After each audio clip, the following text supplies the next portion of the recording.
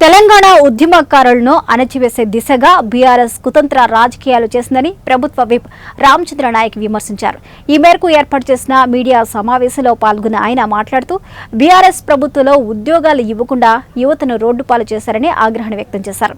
ఇటీవల మాజీ మంత్రి హరీష్ రావు రాసిన లేఖకు స్పందించిన ఆయన తీవ్రంగా విమర్శలు గుప్పించారు.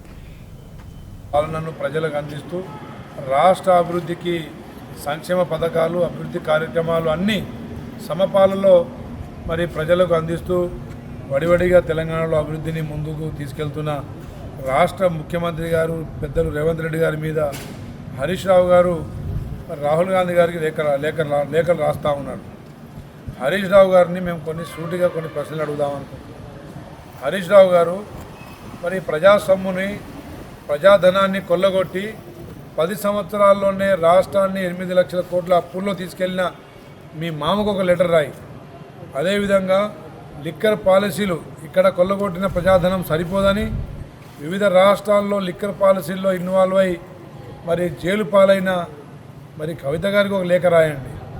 అదేవిధంగా ప్రతిదాన్ని రాజ్యాంతం చేస్తూ మరి ఈరోజు ప్రభుత్వం తీసుకుంటున్న అభివృద్ధి కార్యక్రమాలని అడ్డుపడుతున్న తారక రామారావు గారికి ఒక లేఖ రాయండి.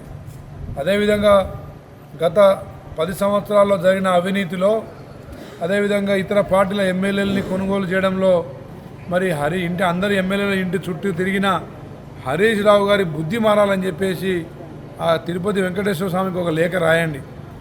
ఇప్పటికైనా బుద్ధి తెచ్చుకోండి.